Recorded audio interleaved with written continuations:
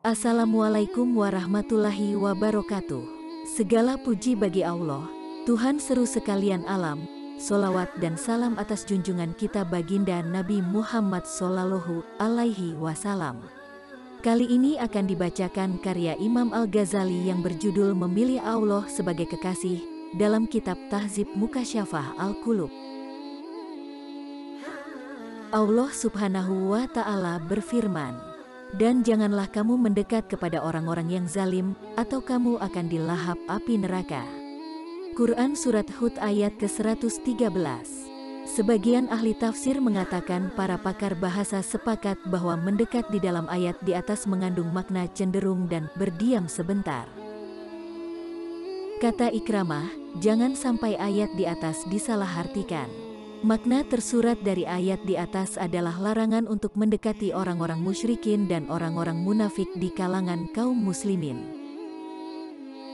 Al-Naisaburi berkata dalam tafsirnya, para peneliti mengatakan, pendekatan yang dilarang adalah perasaan rela terhadap kezaliman yang mereka lakukan, atau membantu jalan mereka, atau bekerja sama dengan mereka dalam melaksanakan kezaliman. Adapun berdekatan dengan mereka untuk mendatangkan manfaat atau menghilangkan kejelekan tidak termasuk di dalam kemudaratan yang dilarang. Hal ini aku katakan sebagai dispensasi. Tetapi yang lebih bagus adalah menjauh dari mereka, kaum musyrik dan munafik secara total. Bukankah Allah telah mencukupi kebutuhan semua hambanya? Quran Surat Al-Zumar ayat ke-36. Menurutku, apa yang dikatakan oleh Al-Naisaburi untuk tidak berdekatan dengan orang-orang musyrik dan munafik sangatlah benar. Apalagi di masa sekarang, di mana sudah tidak mudah lagi melakukan amar ma'ruf nahi munkar, berdekatan dengan mereka hanya akan mendatangkan bencana. Jika pendekatan ini hanya akan lebih banyak mendatangkan kezaliman, akan semakin merusak moral, hanya akan memancing kerusakan yang bersumber dari perilaku jelek mereka, hanya akan mendekatkan diri kepada pola hidup mereka yang buruk, hanya akan menyeret kita kepada kutub kehidupan mereka yang fana, padahal itu tidak lebih berharga dari sayap seekor nyamuk, maka di antara orang yang mendekati dan yang didekati adalah sama. Rasulullah Shallallahu Alaihi Wasallam bersabda, seseorang mengikuti agama teman dekatnya, maka lihatlah siapa yang akan menjadi temannya. Hadis Hasan diriwayatkan oleh Abu Daud dan Turmuzi dari Abu Hurairah. Ada sebuah hadis yang mengatakan, seorang teman baik ibarat seseorang yang menjual minyak kasturi. Walau ia tidak memberimu, tapi engkau mendapatkan bau wangi darinya. Sedangkan sahabat yang jelek adalah ibarat tukang minyak celup. Walau tidak membakarmu tapi engkau mendapatkan bau tak sedap darinya.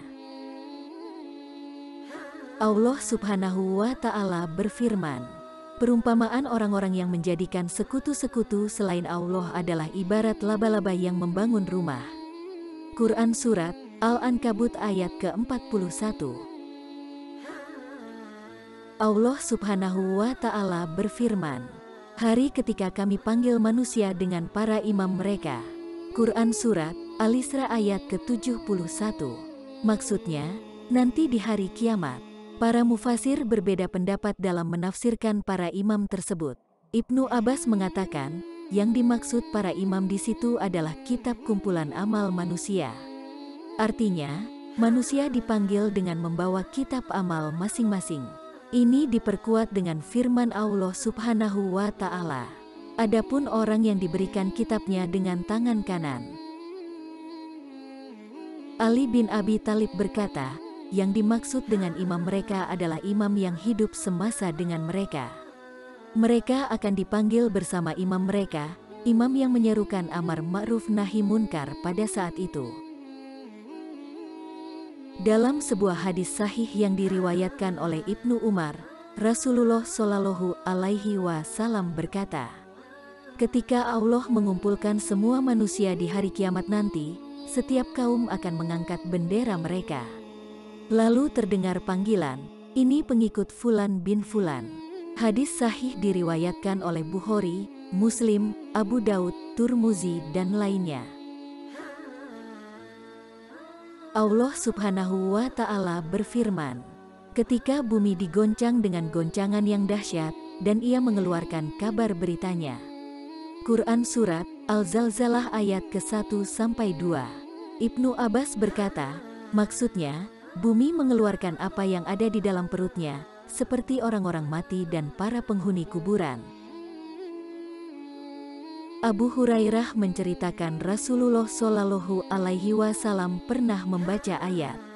Pada hari itu bumi menceritakan kabar beritanya.